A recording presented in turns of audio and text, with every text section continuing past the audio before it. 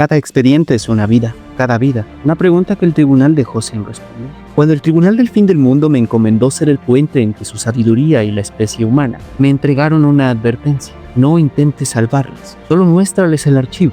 La decisión de cambiar el rumbo solo le pertenece a la humanidad. En el último expediente de Economía de la Muerte, revisamos cómo los imperios han construido su poder sobre el polvo, la especia, el petróleo, el fentanil, y cómo administran muerte como un recurso fiscal. Vimos a Paul Atreides heredar un mundo envenenado, y así Palpatine tejer guerras desde las sombras. Hoy, el archivo nos lleva a una pregunta distinta: ¿cómo se desmonta una estrella de la muerte? Porque eso, querida humanidad, es lo que ustedes han construido. No un arma esférica del tamaño de una luna, sino algo todavía más sofisticado. Un sistema económico que depende de la muerte selectiva para poder funcionar, que terceriza la desaparición, que convierte al cuerpo en una externalidad de su sistema. Los magistrados en este Supremo Tribunal lo han llamado necropolítica. Ustedes lo viven todos los días, en las cifras de ejecuciones extrajudiciales, en las fosas comunes junto a las carreteras, en todos los periodistas silenciados por el terror, en los defensores que tienen que trabajar con escoltas. Pero en el archivo también hay un expediente nuevo, uno que no solo diagnostica su enfermedad, sino que documenta las alternativas que ya se encuentran en marcha. Porque mientras el imperio construye estrellas de la muerte, hay células de rebeldes que diseñan, en silencio, con paciencia, con litigios estratégicos, otra economía posible. Hoy abriremos el expediente de la esperanza y al final, como siempre, la pregunta que el tribunal dejará abierta para tu especie. ¿Qué harán ustedes con esta información? Empecemos por el principio, por entender qué es exactamente esta estrella de la muerte que han construido y por qué no es solo una metáfora. Para ello, analizaremos cómo se construyó la Alianza Rebelde en el universo de Star Wars, de Rebels a Lotemal, de Andor a Rogue One y hasta una nueva esperanza. Abran conmigo este expediente: la rebelión de los invisibles, Andor, Rogue One y la economía política de la esperanza. En Rogue One, el director Krennic pronuncia una frase que el archivo ha conservado como un documento de propaganda imperial. Hemos creado el arma definitiva, que pondrá fin a toda posibilidad de conflicto en la galaxia. Esa es la misma promesa que cada imperio, de cada sistema de poder a lo largo de toda la historia humana, ha hecho. Violencia absoluta que traerá la paz eterna. La estrella de la muerte es, en esencia, la necropolítica convertida en astroingeniería. El concepto no nació en una galaxia muy lejana. Ya lo hemos hablado antes. Nació de la mente del camerunés Achille Mbembe, quien observó algo que este tribunal lleva milenios documentando. Mbembe escribió: el poder de decidir quién puede vivir y quién debe morir ya no es una excepción, sino una regla de gobierno. No se trata solo de matar, sino de crear mundos de muerte, espacios enteros donde ciertas poblaciones existen en el umbral entre la vida y la desaparición forzada. En tu mundo, humanidad, esos mundos de muerte tienen coordenadas específicas, fechas y nombres muy concretos. Para poder estudiarlo de mejor forma, tendremos que abrir un par de expedientillos dentro de este expediente principal. Para ello, abriremos el primer expediente, el expediente González y otras contra México, también llamado Campo Algodonero. Claudia Ivette González, 20 años. Trabajadora de una maquila en Ciudad Juárez. Desapareció el 10 de octubre del 2001. Esmeralda Herrera Monreal, 15 años. Empleada doméstica. Desapareció el 29 de octubre del 2001. Laura Berenice Ramos Bonarrés, 17 años. Estudiante. Desapareció el 22 de septiembre del 2001. El 6 de noviembre del 2001, sus cuerpos fueron encontrados en un campo algodonero en Ciudad Juárez. Presentaban signos de violencia sexual, de tortura, de ensañamiento. Sus familias denunciaron. Presentaron las denuncias de desaparición. La respuesta de las autoridades se limitaron a elaborar registros, carteles de búsqueda, toma de declaraciones. Y ya, cuando los cuerpos aparecieron, la investigación no avanzó. Los responsables jamás fueron sancionados. El 16 de noviembre del 2009, la Corte Interamericana de Derechos Humanos emitió una sentencia que este archivo conserva como uno de sus documentos fundacionales. La Corte no dijo que el Estado mexicano hubiera asesinado directamente a Claudia, Esmeralda y a Laura. Dijo algo más profundo, todavía más estructural. Yo no puedo decir que tú, Estado, las mataste, pero tú sabías que las estaban matando. No hiciste nada para prevenir esa violencia. Cuando iban y denunciaban los casos, no las buscaste. Cuando las encontraron, no recabaste más evidencias. No sancionaste a nadie. Para esta Corte, es como si tú, Estado mexicano, se hubieras matado. La Corte estableció que el Estado violó los derechos a la vida, a la integridad personal y a la protección jurídica y judicial, así como las garantías mínimas judiciales dentro de un procedimiento. Y por primera vez, en un caso contencioso aplicó la Convención de Belém do Pará para eliminar todas las formas de violencia en contra de la mujer, que obliga a los estados a actuar con debida diligencia para prevenir, investigar y sancionar violencia en contra de las mujeres. ¿Y qué significa esto en términos de necropolítica? Héctor Pérez Rivera, que formó parte del equipo cuerpo jurídico de las víctimas lo explica así. En este caso, lo que tú, Estado, tienes que hacer es mandar el mensaje social de que esto no está permitido y que si sucede, lo vas a castigar con severidad. Pero el Estado nunca envió ese mensaje, envió lo contrario. Hay vidas que no importan, hay cuerpos que pueden desaparecer a la luz del día, hay mujeres cuyo asesinato no merece investigación. La Corte Interamericana de Derechos Humanos documenta desde 1993 cómo existía en Ciudad Juárez un patrón de violencia sistémica en contra de las mujeres. Las organizaciones civiles, madres, feministas, académicas, habían denunciado durante años. Las autoridades respondían con estereotipos. Deben ser prostitutas, consumen drogas, usan ropa que incita a la agresión. Eso ya es necropolítica. No solo el matar, construir todo un relato que justifica esa muerte, que convierte a la víctima en responsable de su propio asesinato. Campo Algodonero no fue un caso aislado, fue la punta visible de todo un sistema. La Corte Interamericana de Derechos Humanos lo dijo con claridad. Existía un contexto, habían patrones establecidos. El Estado conocía los riesgos y simplemente no actuó. En términos de necropolítica, la estrella de la muerte no es un arma, es un sistema de administración de la muerte que opera mediante, primero, la omisión estructural, no prevenir lo que se sabe que está pasando. Segundo, la impunidad sistémica, no investigar ni sancionar a los agresores. Tercero, la narrativa justificadora, culpar a las víctimas, crear cifras u ocultar delitos. Cuarto, la reproducción del patrón, que los crímenes se repitan porque simplemente no hay consecuencias para los agresores. Desde 2001 y hasta la fecha, el Registro Nacional de Personas Desaparecidas documentan más de 110,000 personas en esa condición. Cada número es un expediente abierto. Cada expediente, una pregunta que el Estado no está dispuesto a responder. Pero la necropolítica no solo quita la vida, también produce miedo, produce obediencia, produce negocio. Porque cuando el Estado aplica su deber de proteger, el espacio que deja ese vacío es ocupado por otros actores, carteles que llegan a cobrar impuestos, empresas de seguridad privada que venden protección, bancos que lavan el dinero, farmacéuticas que patentan el conocimiento ancestral mientras las poblaciones originarias son desplazadas por la violencia. El filósofo Michel Foucault llamó biopolítica a la administración de la vida. Mende le dio la vuelta. Necropolítica es la administración de la muerte como una forma de gobierno. Cuando la muerte se administra, también se vuelve un recurso fiscal, se vuelve una externalidad asumible por las empresas, se vuelve una cifra. En los bloques subsiguientes, seguiremos abriendo más expedientillos que demuestran cómo se construyó esta maquinaria fiscal de la muerte. Pero primero, el archivo exige que podamos ver su rostro. La estrella de la muerte que construyeron tiene muchos nombres: feminicidio, desaparición forzada, ejecución extrajudicial, guerra contra las drogas. Pero tiene algo más: grietas. Personas que decidieron que no, que ese sistema no era inevitable. Mujeres que se han organizado, madres que siguen buscando, abogadas que litigan durante años, jueces que aplican estándares internacionales aunque eso le incomode al poder. En Andor, Lucien Rael lo sabía muy bien. La rebelión no nace directamente de la esperanza, nace del cálculo, de saber que cada célula debe operar en silencio, que cada victoria va a costar vidas, que probablemente ni siquiera vivirán para ver el final. Pero también nace de algo más, de negarse a aceptar que la muerte administrada sea el orden natural de las cosas.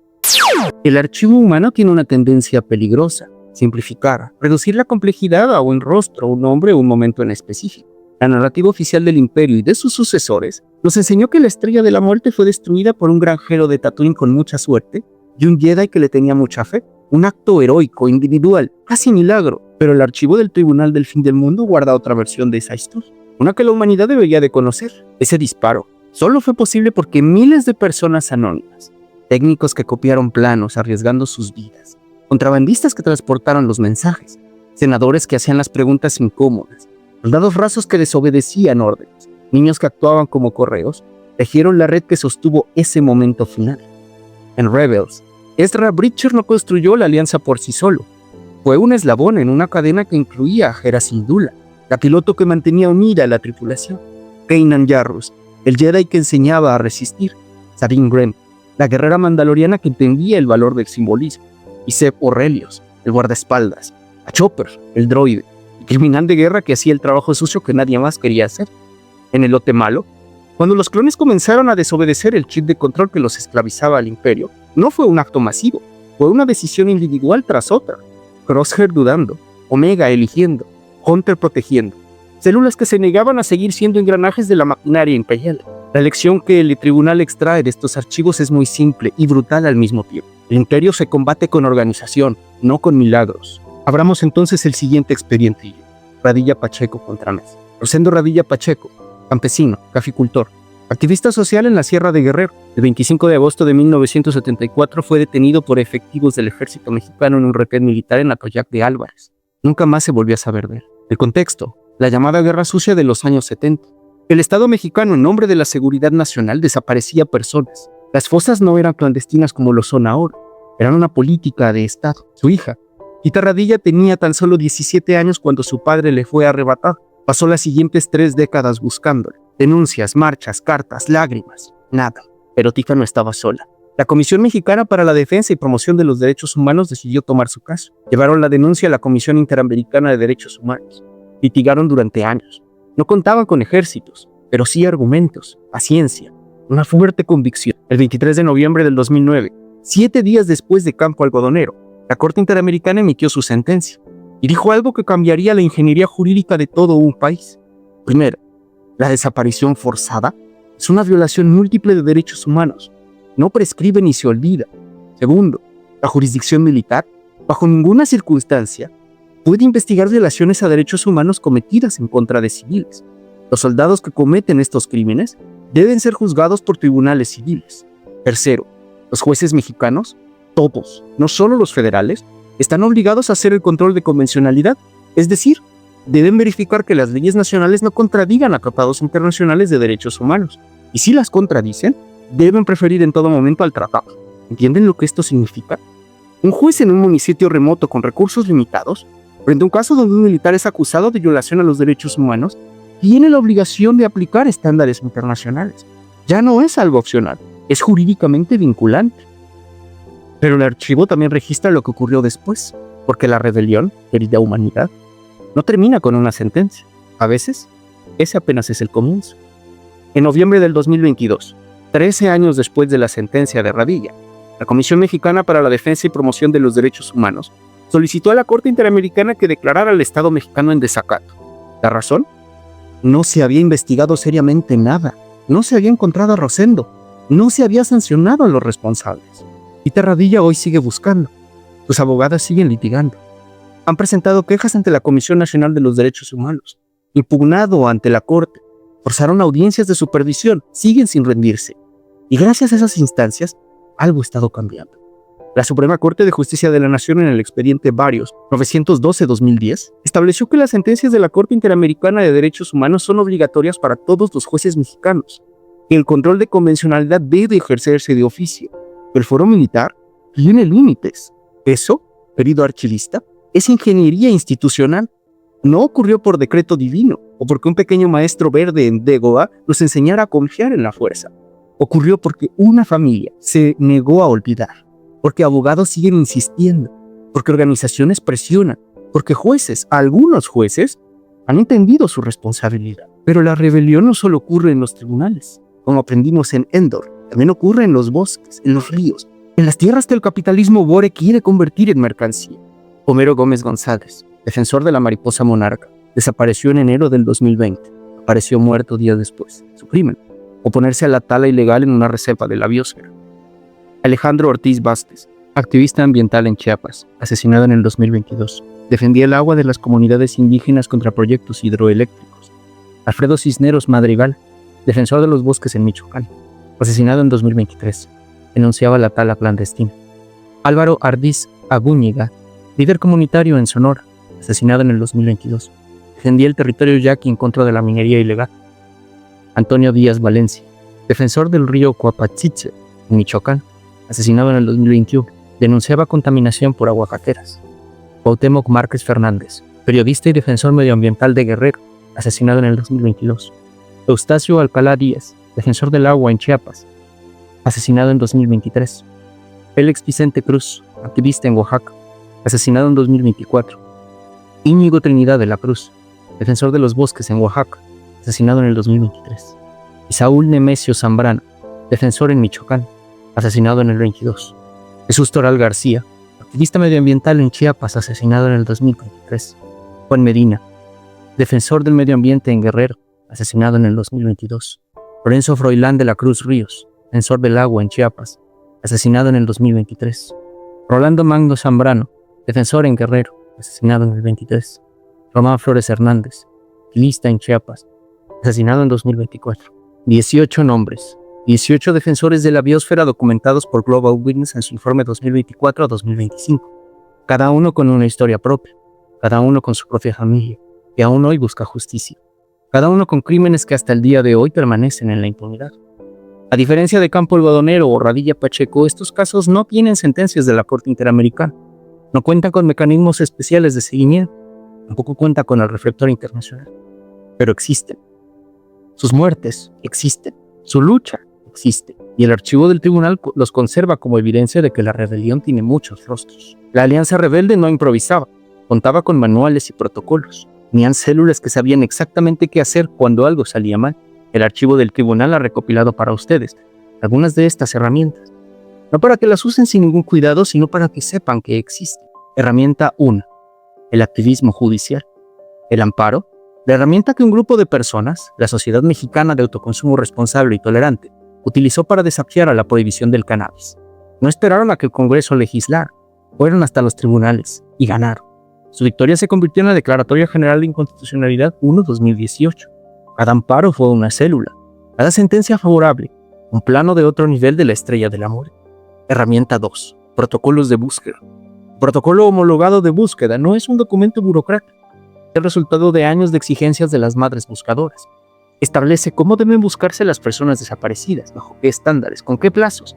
Y lo más importante, reconoce el papel de los colectivos de familiares en las búsquedas. Cuando una madre sale con una pala al desierto, no está improvisando, está aplicando un protocolo que ella misma ayudó a construir. Herramienta 3. Mecanismos internacionales de protección a derechos humanos. El sistema interamericano de protección a derechos humanos no es una abstracción legal y ya. Es un mecanismo muy concreto. Peticiones individuales, audiencias temáticas, medidas cautelares, informes de fondo, sentencias.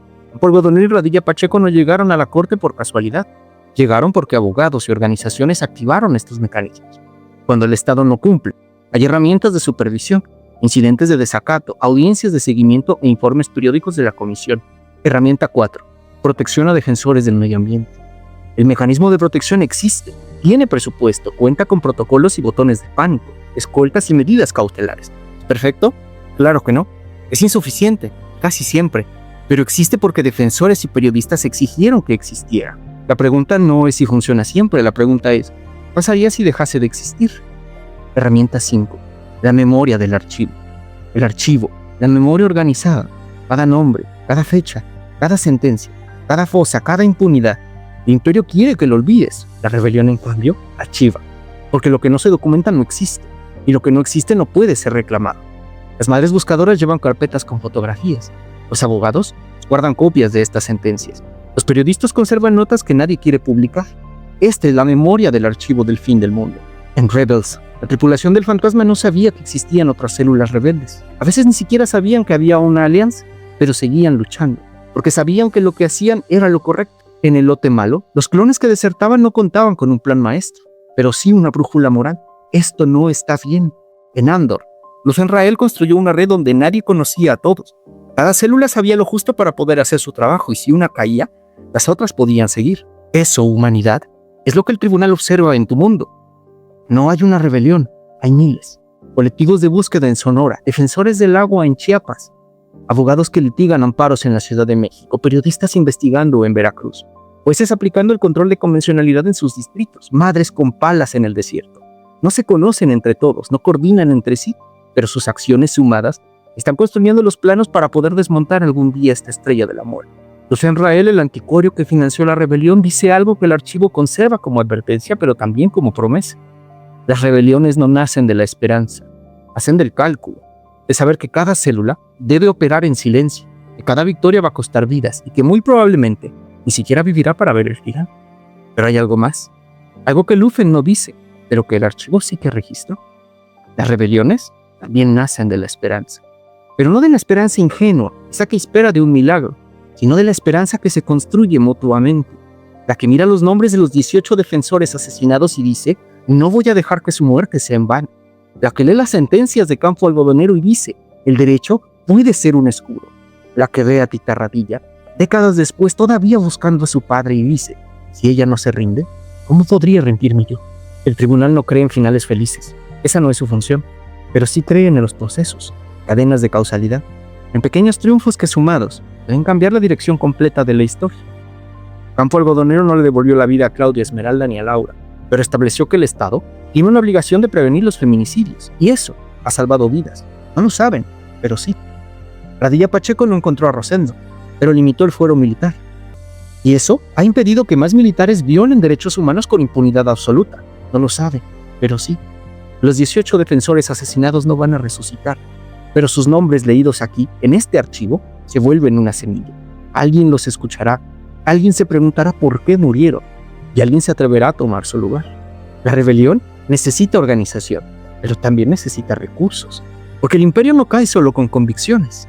Cae cuando su sistema económico deja de resultarle rentable. Y aquí, querida humanidad, es donde su mundo tiene una oportunidad que ninguna galaxia ficticia ha tenido en la historia de los mitos. Porque mientras el imperio de Palpatine jamás fue desafiado económicamente, siempre hubieron esclavos, siempre hubieron recursos. Su imperio, el de la prohibición, ya nos está mostrando sus grietas. Grietas llamadas recaudación fiscal en California, menos muertes por drogas en Portugal, cooperativas de cannabis en Uruguay, patentes farmacéuticas que podrían ser suyas, cáñamo industrial que podría transformar su manufactura entera, conocimiento ancestral que podría convertirse en salud mental. En Rogue One hay un hombre que el imperio cree leal, Galen Erso, ingeniero, científico, padre. Obligado a diseñar la estrella de la muerte en contra de su voluntad, Galen hizo lo único que un padre podía hacer ante esa situación: diseñar un fallo, una vulnerabilidad imperceptible, un punto débil que solo alguien que conocía la estrella por dentro podía activar. Ese mensaje es quizás el documento más importante de toda la Alianza Rebelde, no porque contuviera un plan militar, sino porque contenía una verdad que el imperio no pudo destruir. El sistema que construiste tiene una grieta, y yo, dando los planos a la rebelión para poder encontrar. Jyn Erso pasó años creyendo que no podía hacer nada, que su lucha era inútil, que la galaxia siempre sería gobernada por imperios. Pero cuando vio ese mensaje, cuando entendió que su padre había sacrificado su vida para crear ese fallo, algo cambió dentro de él. La esperanza no nació de un milagro, nació del sabotaje. Humanidad, este sistema que han construido, el de la prohibición, el de la necropolítica, el de la guerra contra las drogas, tiene un fallo. No es un fallo tecnológico, es un fallo en su arquitectura misma. No fue diseñado por un ingeniero rebelde, sino por la propia lógica de este sistema. El sistema de prohibición nos prometía menos drogas, menos violencia, menos muerte, pero el archivo de este tribunal muestra lo contrario: más cárceles, más violencia, más muertos, y un mercado negro que financia exactamente lo que decía combatir. Ese es el fallo, y como el de Galen Erso, solo puede activarse por quienes están dispuestos a mirar directamente a los planos. A continuación, analizaremos 8 expedientillos, 8 pruebas de que el fallo existe, 8 planos que, como el mensaje de Galen a su hija, demuestran que otro mundo no solo es posible, sino que ya está siendo construido. Y al final, como Jyn, ustedes decidirán si toman esos planos y los usan, o si los dejan acumular polvo en el archivo. En 2013, un grupo de personas en México, la Sociedad Mexicana de Autoconsumo Responsable y Tolerante, decidió que no iban a esperar a que el Congreso legislara. Hicieron lo que todos los rebeldes siempre hacen: actuaron. Presentaron un amparo. Argumentaron que la prohibición absoluta del cannabis violaba sus derechos humanos, que el Estado no podía decirles qué hacer con sus cuerpos en la intimidad de sus casas. El 4 de noviembre del 2015, la primera sala de la Suprema Corte de Justicia de la Nación les dio la razón. Y luego vino otro amparo, y otro, y otro, y otro, hasta que el 15 de julio del 2021 la Corte emitió una declaratoria general de inconstitucionalidad que permitió el uso lúdico de cannabis para personas adultas. ¿Qué fue eso sino una célula rebelde operando en silencio?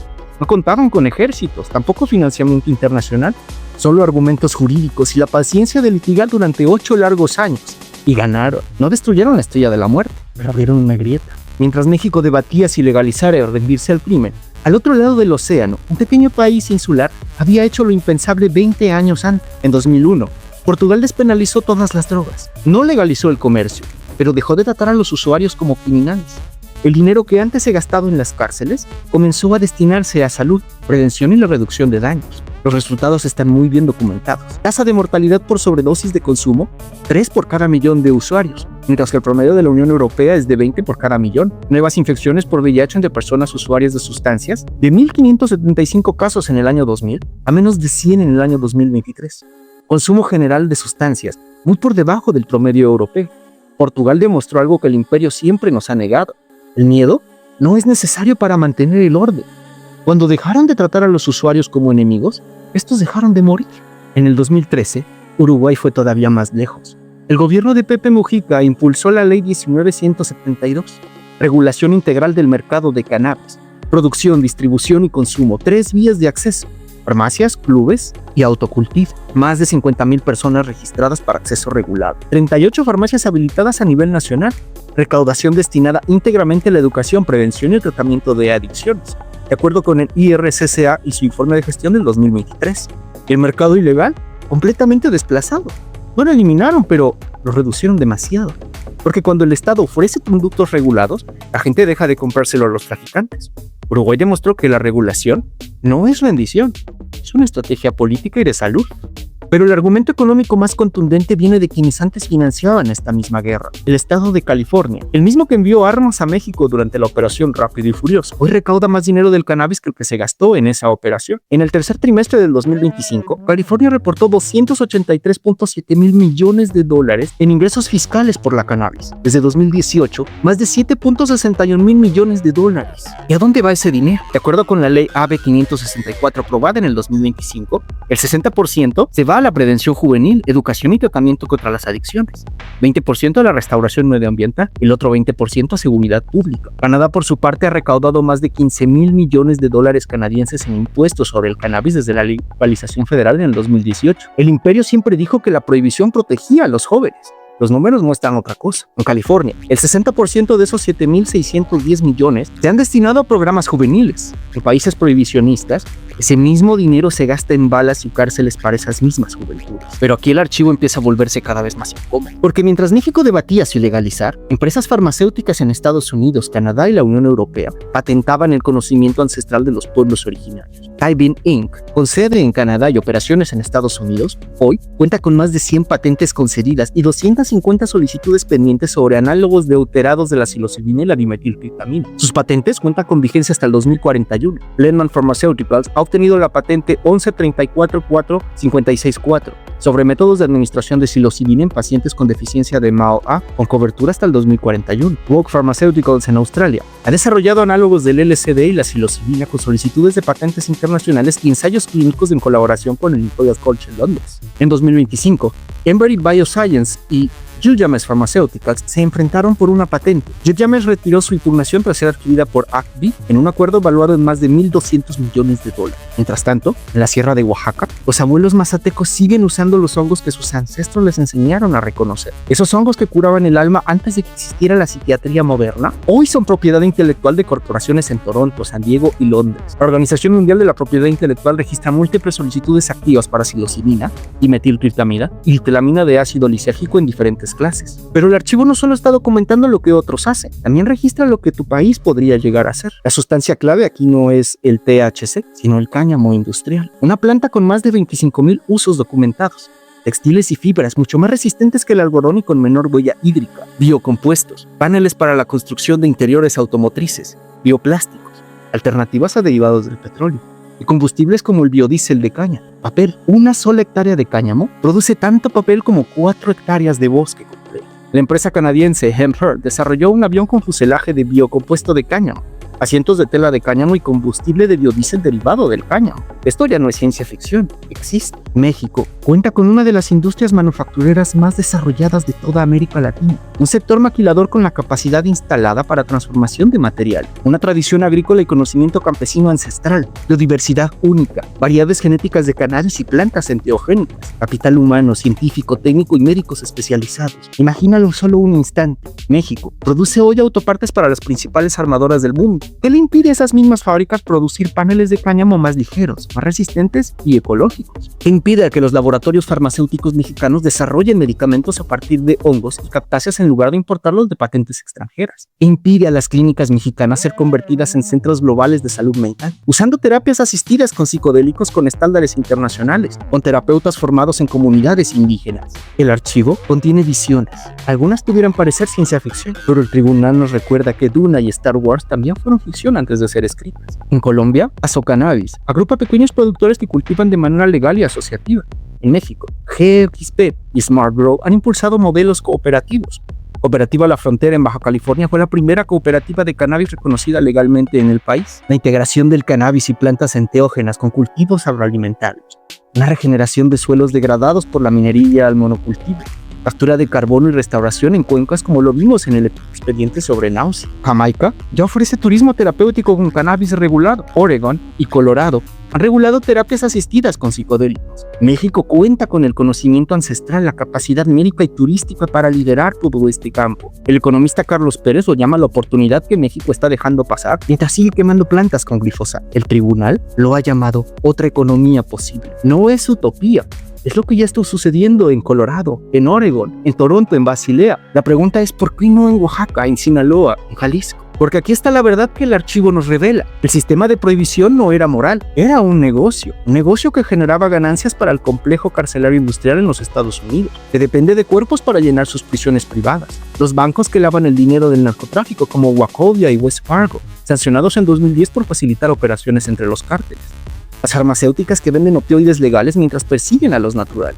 Los fabricantes de armas, cuyos productos alimentan la violencia que justifica más y más militarización en Latinoamérica. Pero todo negocio tiene costos. Y cuando los costos superan a los beneficios, el negocio tiene que cambiar. Hoy, más del 60% de los estadounidenses apoyan la legalización del cannabis. 38 estados han legalizado el cannabis medicinal, 24 el uso recreativo. La Comisión Global de Política Antidrogas, integrada por secretarios generales de las Naciones Unidas y expresidentes de varios países, recomienda la despenalización y regulación. La Organización Mundial de la Salud ya recomendó reclasificar al cannabis en los tratados internacionales desde el 2019. El imperio no cae solo por un disparo, cae cuando demasiadas piezas del sistema deciden que ya no les sirve. Esto está ocurriendo con la prohibición. La pregunta es, ¿quién va a ocupar ese espacio? Jean Erso pasó años creyendo que no podía hacer nada, que su lucha era inútil, que su padre ya no estaba, que la galaxia siempre sería un lugar gobernado por los imperios. Pero cuando tuvo los planos en sus manos, cuando entendió que el fallo existía, que era real y que podía ser activado, algo cambió dentro de ella. No cambió porque tuviera una esperanza ingenua, cambió porque tenía evidencias, porque sabía que si esos planos llegaban a la Alianza, la Estrella de la Muerte caía, y cayó. No por un milagro, porque un hombre diseñó un fallo, porque su hija decidió actuar, porque miles de rebeldes anónimos hicieron su trabajo. Archivistas, ustedes ya tienen esos planos, los tienen en este archivo, en las sentencias de la corte, en los protocolos de búsqueda, en los números de California, en las cooperativas de Uruguay, en el conocimiento ancestral de sus abuelos. El fallo existe. La Estrella de la Muerte de la Prohibición tiene una grieta. La pregunta es, ¿van a ser Jean Erso o van a quedarse viendo cómo otros transmiten esos planos?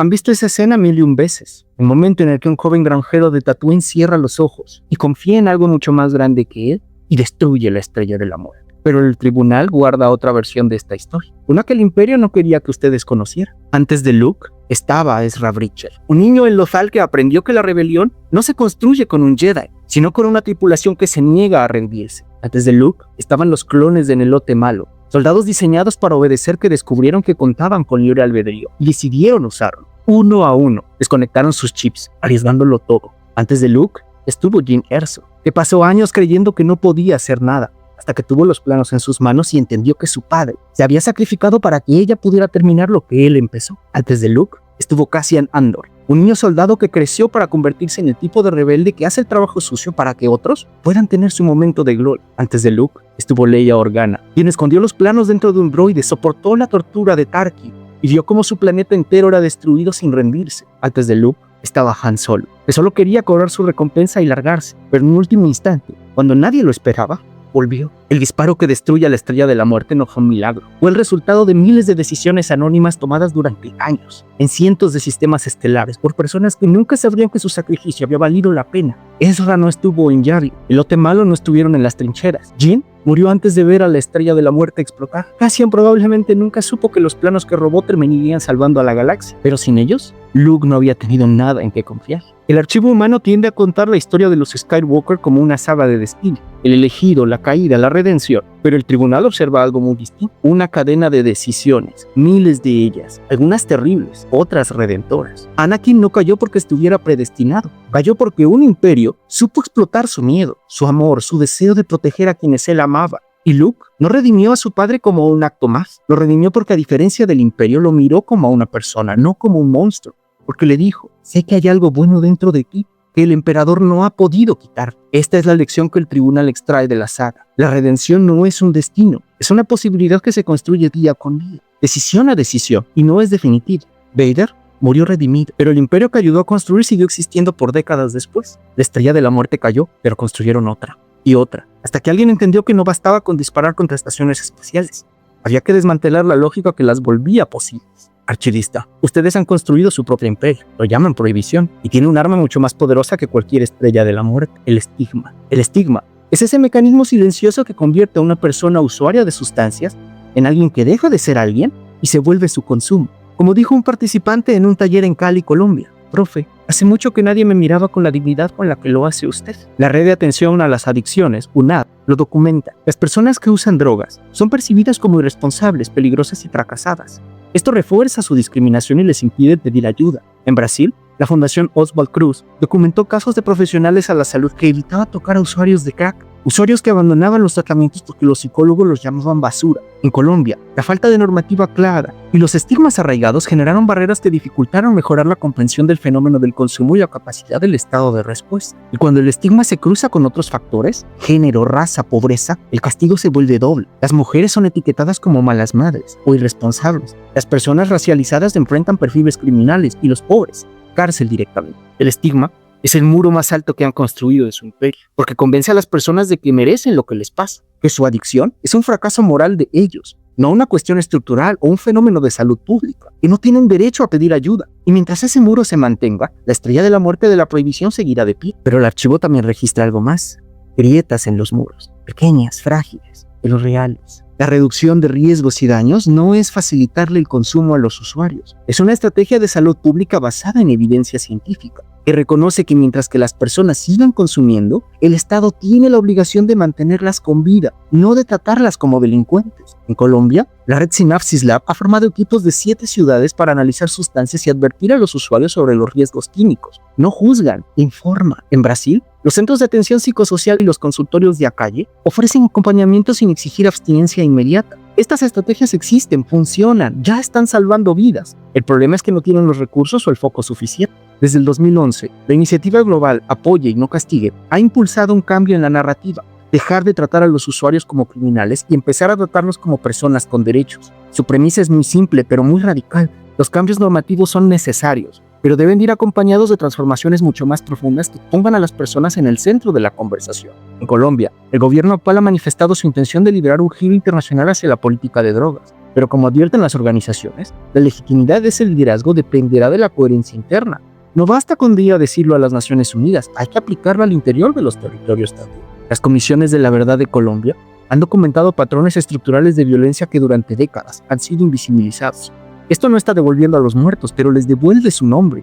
El Mecanismo Extraordinario de Identificación Forense de México ha identificado cientos de cuerpos que yacían en fosas clandestinas. Cada identificación es una jamilla que puede comenzar a cerrar una herida. Estos mecanismos existen porque las víctimas se organizaron, porque exigieron, porque no aceptaron que sus muertos fueran solo un número en un papel. La red UNAD lo ha documentado también. El lenguaje importa muchísimo. Usar términos como junkie o marihuano no es neutral, es violencia simbólica. Recomiendan decir personas con adicciones, personas drogodependientes, personas con conductas adictivas. No es corrección política, es devolverles la dignidad. Porque cuando llamas a alguien marihuano, dejas de ver a la persona y empiezas a ver solamente el estigma. La Organización de las Naciones Unidas en su campaña del 2024 lo dijo con claridad: las personas primero.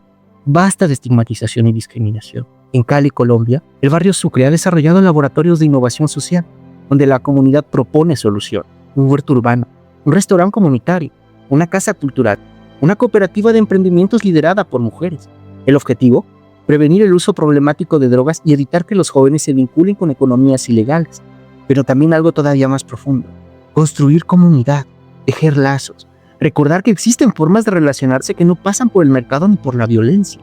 La académica Mónica Alexandra Ramírez Guevara lo planteó así: necesitamos modelos de salud pública que trasciendan la mera asistencia clínica y que incorporen a toda la comunidad para modificar condiciones que puedan volverse en algo patologizante. Y bien, estamos aquí en el momento exacto antes del disparo. Luke conoce los planos, sabe que el fallo existe. No sabe quién lo diseñó. No sabe que el escuadrón Rogue One murió para que sus planos llegaran hasta sus manos. Sabe que Leia confía en él. Sabe que Han volvió, pero todavía tiene que decidir. Archivista, ustedes ya tienen también los planos. Los tienen en este archivo, en las sentencias de la corte, en los protocolos de búsqueda, en los números de California, en las cooperativas de Uruguay, en el conocimiento ancestral de sus abuelos, en las estrategias de reducción de daños, en las campañas en contra del estigma, en las comisiones de la verdad, en los mecanismos de identificación forense. El fallo existe. La estrella de la muerte de la prohibición tiene una grieta. Usa la fuerza, archivista. Déjala fluir. Confía en él. Pero aquí está la diferencia con la ficción. En tu mundo, la fuerza no es un campo de energía místico creado por todos los seres vivos. Es algo más simple y más difícil al mismo tiempo. La fuerza son ustedes decidiendo. Ustedes dejando de ver a los usuarios de drogas como criminales y viéndolos como personas con derechos. Ustedes apoyando las políticas de reducción de daños en lugar de las cárceles. Ustedes eligiendo cooperativas en lugar de monopolios. Ustedes exigiendo que el conocimiento ancestral no sea patentado por farmacéuticas extranjeras. Ustedes buscando a sus desaparecidos aunque el Estado les diga que es inútil. Ustedes litigando amparos aunque sepan que pueden perderlos. Ustedes votando por jueces que aplican el control de convencionalidad. Ustedes diciendo yo también cuando alguien se atreve a alzar la voz. Ustedes mirando con dignidad a quien todos los demás miran con desprecio. Porque el disparo que destruye a la estrella de la muerte no es un solo acto, es una cadena. Y ustedes, humanidad, ya están construyendo esa cadena. No sabrán si su eslabón fue el decisivo. Probablemente no. Como Ezra, como Elote Malo, como Jin, como Cassian, como tantos otros. Probablemente ni siquiera vivan para ver el final. Pero si la cadena se rompe, no será porque faltó el eslabón final. Será porque todo lo anterior, ustedes, decidieron que no valía la pena cambiar. Ellos ya no están, pero su eco sigue aquí. Claudia, Esmeralda y Laura no quisieron ser mártires. Solo querían vivir, trabajar, estudiar y volver a casa. Rosendo no quería ser un precedente jurídico. Solo quería sembrar café en la Sierra de Guerrero. Homero no quiso ser un hombre en el informe de Global Witnesses.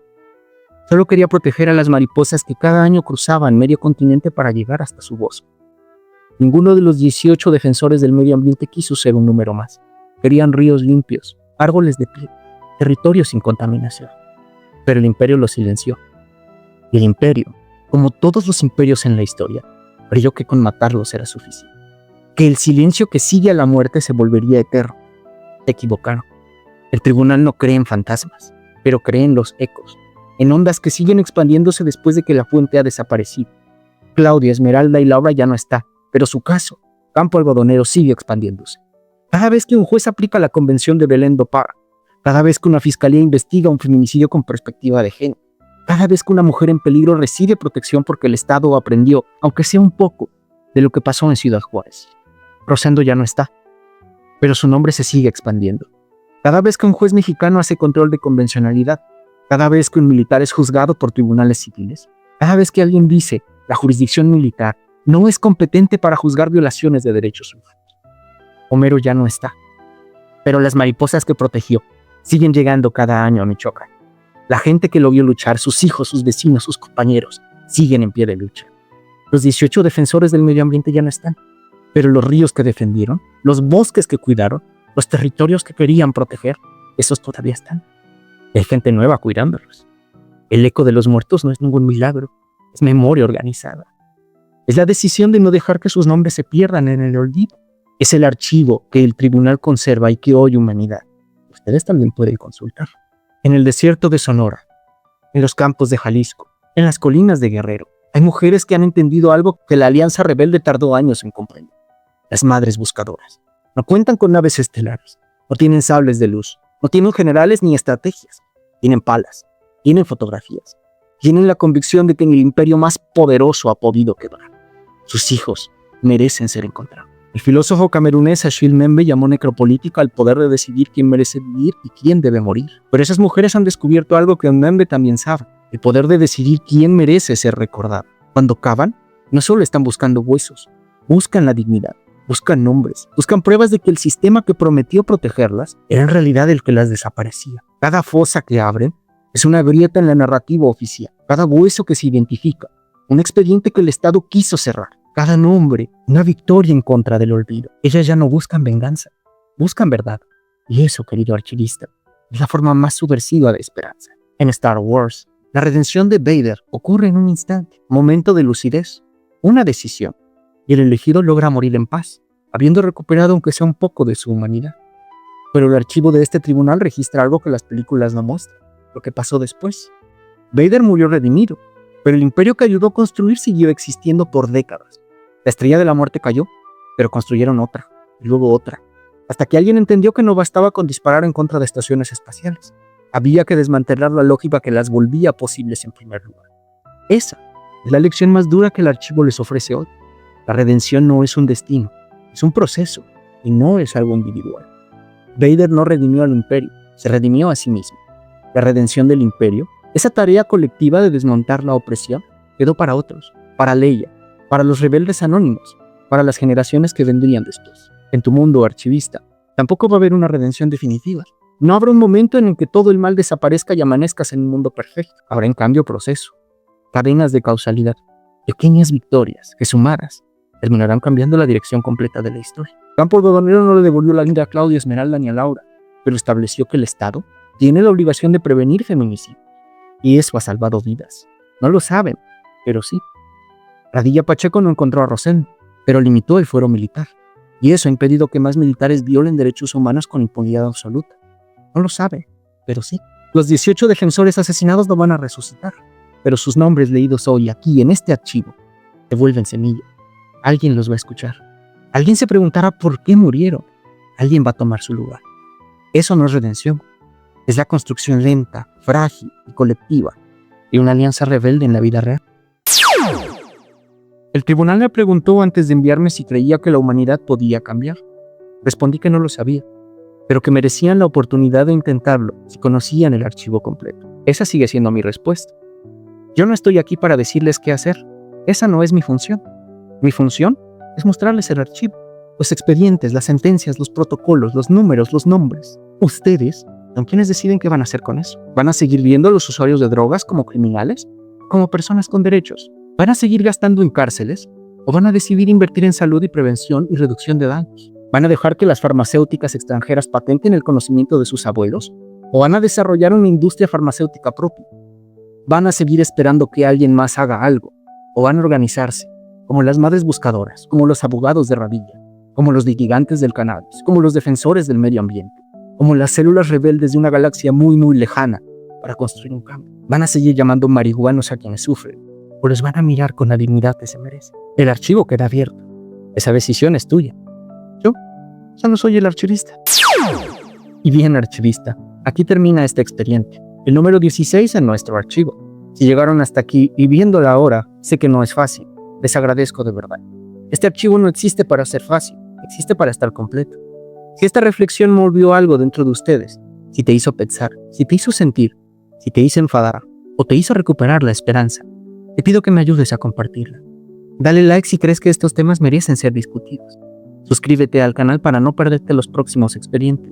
Y activa la campanita, porque el tribunal no avisa cuando abre un archivo nuevo. Y si les gustó este episodio, si entendieron que el disparo que destruyó la estrella de la muerte no lo hizo Luke por sí solo, sino toda una galaxia, les propongo algo.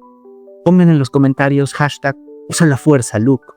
No como un hashtag más, sino como un recordatorio de que la fuerza son ustedes, su organización, su memoria, su decisión de no rendirse. Yo soy Lex Machina, archivista a cargo del Supremo Tribunal del Fin del Mundo, canal entre la memoria de lo que fueron y la posibilidad de lo que pueden llegar a ser. El archivo se queda abierto, la decisión es suya, que la memoria les acompañe. Nos vemos en el siguiente expediente.